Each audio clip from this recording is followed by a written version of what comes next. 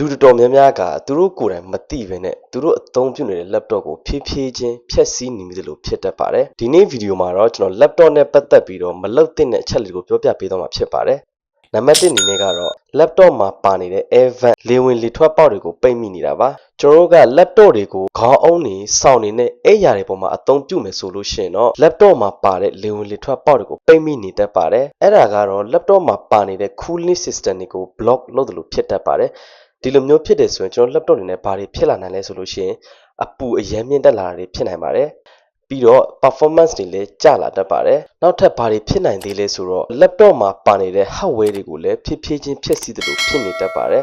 ဒါကြောင့်မလို့ကျွန်တော်တို့အနေနဲ့က laptop တွေကိုအသုံးပြုရမယ်ဆိုလို့ရှိရင်ခေါင်းအုံးတွေစောင့်နေပုံမှာအသုံးပြုတာမျိုးမလုပ်ဘဲနဲ့မျက်နှာပြင်မာတဲ့ပုံမှာပဲသုံးတာမျိုးလုပ်သင့်ပါတယ်ဥပမာကျွန်တော်တို့ခုံတွေစပွဲတွေပုံမှာပဲအသုံးပြုတာမျိုးကိုတော့ရွေးချယ်သင့်ပါတယ်နံပါတ်2အနေနဲ့ကတော့ကျွန်တော်တို့မသိတဲ့ software တွေနဲ့ကျွန်တော်တို့မသိတဲ့ crack version application တွေကို download မလုပ်ဖို့ဖြစ်ပါတယ်ကျွန်တော်တို့မသိတဲ့ site ကနေပြီးတော့မှ software တွေကို download လုပ်မယ်ဆိုလို့ရှိရင်အနေနဲ့များပါတယ်ဘာတွေပါလာနိုင်လဲဆိုလို့ရှိရင်တော့ virus တွေပါလာနိုင်တယ် data theft လို့ခေါ်တဲ့ကျွန်တော်တို့ရဲ့ personal information တွေကိုတယောက်ယောက်ကခိုးယူတာမျိုးတွေလည်းပြုလုပ်နိုင်ပါတယ်ပြီးတော့ကျွန်တော်ရဲ့ laptop မှာပါတဲ့ system တွေကိုလည်း slow down ဖြစ်စေပါတယ်ဒါကြောင့်မလို့ကျွန်တော်တို့က laptop သုံးမယ်ဆိုလို့ရှိရင်ကျွန်တော်တို့သိတဲ့ယုံကြည်ရတဲ့ပြီးတော့နာမည်ကြီးတဲ့ software တွေကိုပဲသုံးဖို့အကြံပြုချင်ပါတယ်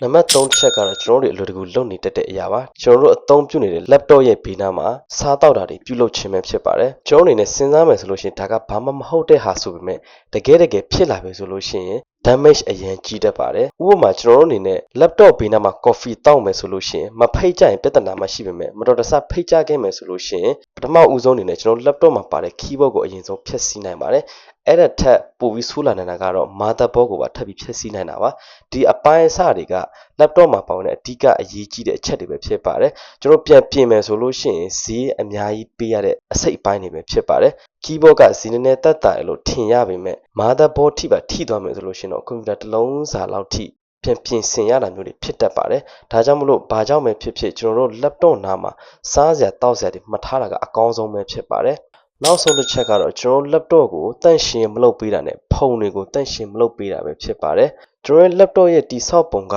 laptop မှာပါဝင်တဲ့ fan တွေကအထဲကိုအေးစေနိုင်မှုအတွက်အထဲကအစိတ်ပိုင်းကိုအေးအောင်လို့ကျွန်တော်အပြင်ကလေတွေကိုစုပ်ပေးရပါတယ်အဲ့လိုစုပ်တဲ့အခါမှာဖုန်တွေလည်းပါလာတတ်ပါတယ်ဆိုတော့ဒီလိုဖုန်တွေကိုကျွန်တော်တို့ကမကြာတန့်ရှင်းလုပ်ပေးရပါတယ်ကြာလာလို့ရှိရင်ကွန်ပျူတာက slow down ဖြစ်လာတတ်ပါတယ်ပူလွယ်တာတွေလည်းဖြစ်လာတတ်ပါတယ်ဒါကြောင့်မလို့ကျွန်တော်တို့က laptop ကိုအမြဲတမ်းသုံးဖြစ်နေတဲ့သူဆိုလို့ရှိရင်တော့ဒီလိုမျိုးဖုန်တွေတဲတွေကိုတန့်ရှင်းလုပ်ပေးတာကလည်းမကြာလုပ်ပေးရပါမယ်ဆိုတော့ကျွန်တော်တို့အနေနဲ့က laptop တွေကိုအသုံးပြုမယ်ဆိုလို့ရှိရင်ဒီအချက်လေးတွေကိုအထူးဂရုစိုက်ပေးဖို့လိုပါတယ်ဒီအချက်တွေအားလုံးကခက်ခဲနေတဲ့အချက်တွေတခုမှမပါပါဘူးလွယ်ကူကူနဲ့ GUI ဆိုင်လို့ရတဲ့အချက်တွေပဲဖြစ်ပါတယ်ဒါကြောင့်မလို့ဒီလိုမခက်ခဲတဲ့အချက်တွေကိုကျွန်တော်အနေနဲ့ GUI ဆိုင်လုပ်ဖို့အတွက်အကြံပြုချင်ပါတယ်ကျွန်တော်အနေနဲ့ဒီအချက်တွေကတစ်ချက်ကိုလုံးမိမယ်ဆိုလို့ရှိရင်ကျွန်တော်ရဲ့ computer life span ကထင်တာထက်ပိုပြီးတိုးသွားတတ်ပါတယ်ဒါကြောင့်မလို့ဒီလိုမခက်ခဲတဲ့အချက်တွေကို GUI ဆိုင်လုပ်ပေးကြဖို့ရအတွက်အကြံပြုချင်ပါတယ်ဒီဗီဒီယိုလေးကအကျိုးရှိတယ်ဆိုလို့ရှိရင်တော့ like and share လုပ်ပေးသွားကြပါနောက်ထပ် laptop နဲ့ပတ်သက်တဲ့ဗဟုသုတတွေကိုသိရှိနိုင်ဖို့ရအတွက်လည်းကျွန်တော်ရဲ့ page လေးကို follow လုပ်ပေးသွားကြပါအားလုံးကိုကျေးဇူးတင်ပါတယ်နောက်ဗီဒီယိုမှာပြန်တွေ့ပါမယ်